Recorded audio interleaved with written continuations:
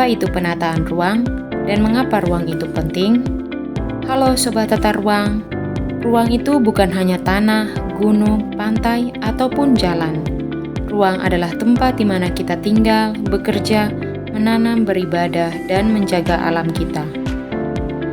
Penataan ruang berarti mengatur bagaimana ruang-ruang itu digunakan agar aman, nyaman, dan adil untuk semua. Bukan cuma untuk kita sekarang, tapi juga nanti untuk anak-anak cucu kita. Manfaat penataan ruang. Dengan penataan ruang yang baik, kita dapat mencegah kemacetan dan kepadatan, melindungi lingkungan, meningkatkan kenyamanan hidup, mendukung pertumbuhan ekonomi, mengurangi risiko bencana, dan memberikan kepastian hukum. Dokumen Perencanaan Tata Ruang Kabupaten Belu.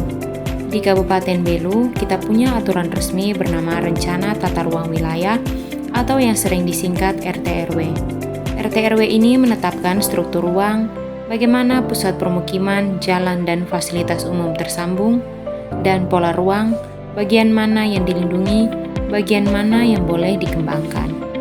Untuk seluruh wilayah Kabupaten Belu, RT/RW ini diatur melalui Perda Kabupaten Belu Nomor 1 Tahun 2020 yang berlaku dari tahun 2020 hingga 2040. Namun khusus untuk wilayah Atambua sebagai Pusat Kegiatan Strategis Nasional atau PKSN dan kawasan perbatasan negara, tata ruangnya juga diatur lebih rinci dalam Peraturan Presiden Nomor 5 Tahun 2023. Perpres ini mengatur rencana detail tata ruang atau RDTR kawasan perbatasan Atambua agar pembangunan di perbatasan lebih terarah, berkelanjutan, dan mendukung peran strategis nasional. Di Kabupaten Belu, kita punya beragam karakter wilayah. Misalnya, daerah Atambua sebagai pusat kota dan pemerintahan, daerah Lamaknen dan Raihat yang cocok untuk pertanian dan perkebunan, serta wilayah pesisir seperti Atapupu yang berpotensi untuk pelabuhan dan pariwisata laut. Selanjutnya, kita masuk pada zona dalam RT/RW. Pengertian zona dalam RT/RW. Zona adalah cara pemerintah mengelompokkan wilayah berdasarkan apa yang boleh atau tidak boleh dilakukan di situ. Nah, di Kabupaten Belu, zona ini punya dua fungsi utama, yaitu zona lindung dan zona budidaya. Berikut adalah penjelasannya. Zona lindung. Zona lindung adalah zona yang tujuannya menjaga, bukan membangun sebanyak-banyaknya. Artinya, di sini kita harus melindungi alam dan sumber daya agar tetap lestari. Yang termasuk dalam zona lindung meliputi hutan lindung, kawasan resapan air, sempadan sungai atau pantai, ruang terbuka hijau atau RTH, daerah rawan bencana, dan kawasan konservasi pelestarian alam dan budaya. Zona budidaya. Zona budidaya adalah area yang boleh dikembangkan untuk kegiatan ekonomi dan sosial dengan memperhatikan lingkungan. Jadi digunakan tapi tidak merusak. Contoh kegiatan yang dapat dilakukan di zona budidaya meliputi pertanian, kebun dan peternakan, permukiman seperti rumah, permukiman desa kota, infrastruktur seperti sekolah, rumah sakit, jalan dan listrik, perdagangan dan jasa seperti pasar, kios, dan toko, serta pariwisata yang memanfaatkan alam tapi dengan cara yang ramah lingkungan. Bagaimana zona ini ditentukan dan peraturan yang mengatur?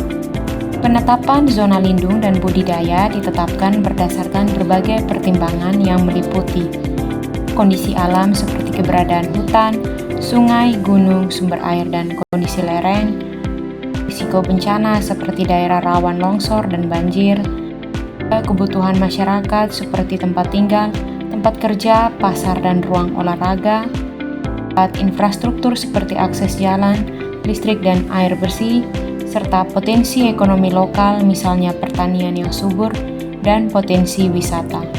Semuanya ini diatur dalam Perda RT/RW Kabupaten Belu dan dibantu dengan peta ruang atau peta pola ruang. Apa dampak jika ruang tidak diatur? Kalau ruang tidak diatur, akan menimbulkan berbagai dampak negatif yang meliputi banjir, longsor, hutan yang rusak, dan konflik lahan antar warga, pemerintah, atau pelaku usaha. Peran masyarakat dalam penataan ruang. Masyarakat juga punya peran penting dalam penataan dan pemanfaatan ruang yang meliputi ikut memberikan masukan saat pembahasan RT/RW atau revisinya, mengetahui zona di wilayahnya, mengajukan kegiatan sesuai dengan zona yang berlaku. Misalnya jika mau membangun, cek dulu apakah diperbolehkan atau tidak, melaporkan apabila ada pembangunan yang tidak sesuai zonasi, menjaga lingkungan dengan ikut bersih-bersih, tidak mencemari, dan menjaga sumber air. Penataan ruang bukan cuma urusan pemerintah, ini adalah urusan kita bersama. Kalau ruang di Belu tertata baik, kita bisa hidup lebih aman, nyaman, dan sejahtera, baik di masa sekarang maupun di masa depan. Mari kita bersama menjaga dan memanfaatkan ruang dengan bijak, karena ruang kita, masa depan kita.